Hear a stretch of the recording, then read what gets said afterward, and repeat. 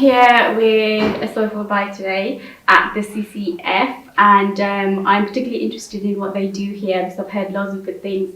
It's always amazing to have a community hub where the locals can go to for help. So if you can introduce yourself and what you do and what CCF is, what does it stand for in the community? I'm Saifur Rahman. I'm currently managing Community Connect Foundation, hence CCF. What we do? Well, we've been around for over 20 years, and what we have done, what we started off was a youth club or young people's activities, which later progressed quite quickly into delivering other programs for adults as well. The center acts as a venue for other people to use or come in and drop in, as well as receive our service. So we're attracting all age group from young to senior age. Some of the things we've done is outdoor activities, of course, organised trips. That's one of the fun side of things. Was there a Bournemouth trip recently? That was last summer, I think. Every summer we have a summer trip. As a reward to the community for getting engaged in the activities and to get families together. So it becomes a fun family day. It is. I guess it's an incentive to get people to use the community centre as well. It does. Here as a hub, because there's so many things going on. Just today walking around, I can see that there's ladies here who are doing, I think it's a cookery class, and I can smell chai. It smells amazing. I need to try this. But things like that for the community is amazing. I also know that you do a lot of learning development, helping people getting into work, even accessing funds that might be available to them, setting up businesses and things like that. So what would you say the main reason you attract people to CCF? What do you think, if I was to ask you why people come here for initially, what would that be? There's two main areas. One of them is welfare advice, and that's one of the popular ones. People needing help with benefit advice or other benefit related issues, housing, debt. That's one of the primary. The other is people coming here to learn basic skills, essential to being self-independent. And the other side is the social aspect, where they come here so that if they're in a group setting, they can have a chat with other people in the community. Exactly. Share ideas and I think that's absolutely amazing and really critical to people's mental health as well, because a lot of people, even like the elderly, they don't have a lot of interaction with people. So coming somewhere like this is really amazing for the health and well-being. However, with what's going on in this climate now with COVID, how are you going to keep the interaction going? How are people going to be able to access, and what measures have been put in place to make sure the community around you, because obviously I know that you care about the community, it's not just about people coming to you. Do you have any outreach things that you do as well to help people? What we have always done is, although it's health and well-being integrated with other things, i.e. the cookery classes of part of health and being. The other side is the mental health, which is very important. If you look at it, the class setting, where we bring people in, if we identify somebody who's having problems or self-isolating, or when I say self-isolating, not socially engaging or having that difficulty or new into the community, we would get them into the centre, we would work on one-on-one, and then gradually progress them into doing the group's activities, hence the cookery class today, or the IT class that's going on in the other room. That also helps with the well-being side of things. With the lockdown, it was really difficult for our community.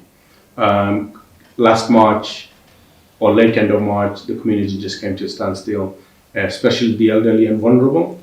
Particularly when the news hit, when the bad news hit the headlines, i.e.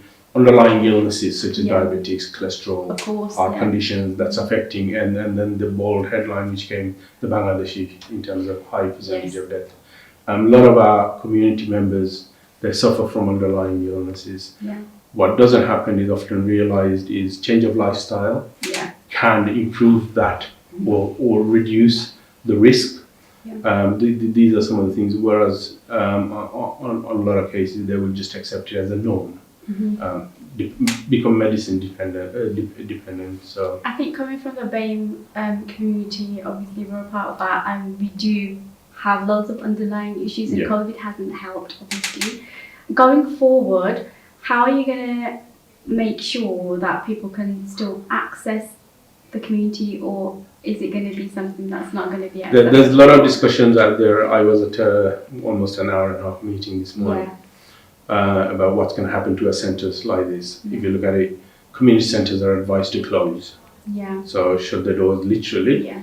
But we weren't able to do that fully because we still have some funding which says you have to work through these things, Yes. which is very encouraging. So we will be providing distance services, Okay.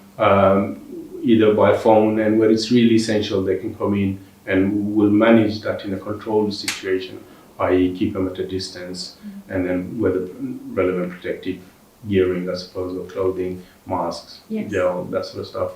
The other is what we have done in the past or during last lockdown, and moving forward, even now, we're contacting some of the very elderly and vulnerable people in the community just to making sure that they're okay.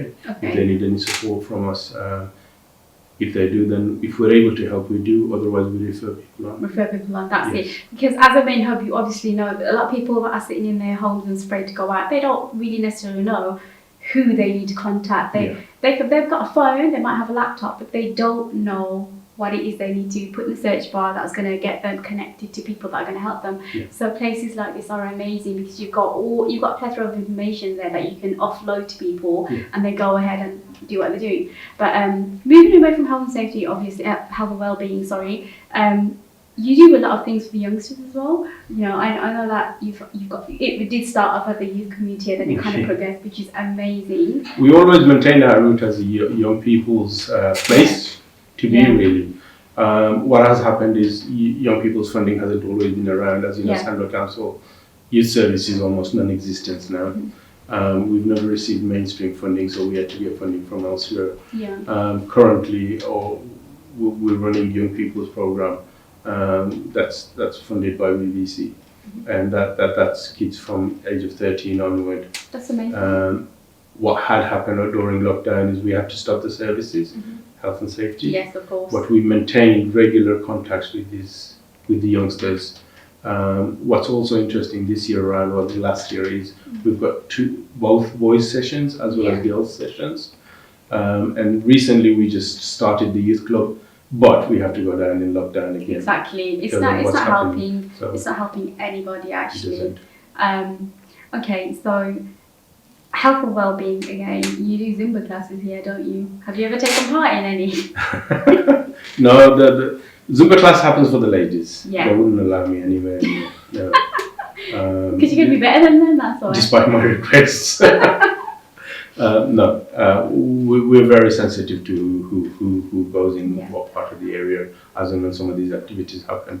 Zumba class is just one of them, certainly for younger, energetic people, but we also have slow exercise classes for more senior or as the new term is, vulnerable. The other, what we have done in terms of health and well-being is deliver information sessions on preventativeness, i.e. how to control your diabetics without really depending on the medicine, how to change your lifestyle by just doing a little bit of exercise a day, or to avoid certain types of food, I suppose, or certain type of behavior change. Just that little bit will assist, not just to become medicine dependent. That's what I think what's happening at the moment. I think that's really amazing. I've personally, from people being here, I've heard so many good things about the community here and what you do. So thank you so much for taking your time out, because I know at this time it's really difficult to make time for people because you're busy trying to do other things, but thank you so much for taking the time to speak to us, and hopefully in the future we'll be back again to see what you're doing further. Is there anything else you want to add today? No, I just want to thank you for coming down. It's a pleasure, and you'll be more than welcome next time. Amazing. Yeah. Okay, do you know what the Bangladeshi Jatiya Sangeet chorus is? National Bangla. And? Is that what you mean? Yeah. Do you know the rest of it? That's about as much. And do you know any famous Bangladeshi poets? There's one that everybody knows. Yeah, there's two that everybody knows. Okay. Tagore. Yes, Rabindranath Tagore. And Nazrul Islam. That's it. Oh. I think Yes, there's another one, Samsul Rahman. Shamsul Rahman. Yeah, but I think the two that you mentioned are the ones that everybody knows. Okay, what does Bangladesh mean? Land of Bengali. That's it. Okay, so the capital of Bangladesh is Dhaka. Dhaka. But what is Dhaka known as? It's known as the land of something. Land of I don't know. I didn't know this until today. Okay. Actually, I learned I know myself. that it went through the English name change. Yeah, but not actually. It's something totally different. It's actually known as the land of mosques. Land of? Mosques. Apparently, there's over 700 mosques in Dhaka. Did you know that? I didn't know. I have learned a lot. Okay, how many seasons are there in Bangladesh? 6. And can you name at least one in the Bangladesh? Boishak. Yes. Boishak, Jeshto, Ashar, Shravan. Do you know them? Yeah. Yeah. That's it. Ashin, Kartik. Of course I know that. Apparently in Bangladesh, well, in Asia, Bangladesh has the largest village in the whole of Asia. It's actually called, I'll tell you what it's called, but let's see if you know what district it's in. It's actually called Balyachong. Aliasong. But do you know what district that's in? Do you know what district that's in? It's okay, I'm learning with you. Aliasong. I'm not sure. Starts with H, ends in Gonj. Habiganj. Yeah, I knew that. Okay, so Bangladesh is actually bordered by India, but on the other side of Bangladesh, what is it? You have India on one side and The ocean on the other side. Bay of Bengal. we do have the Bay of Bengal at the bottom. You know?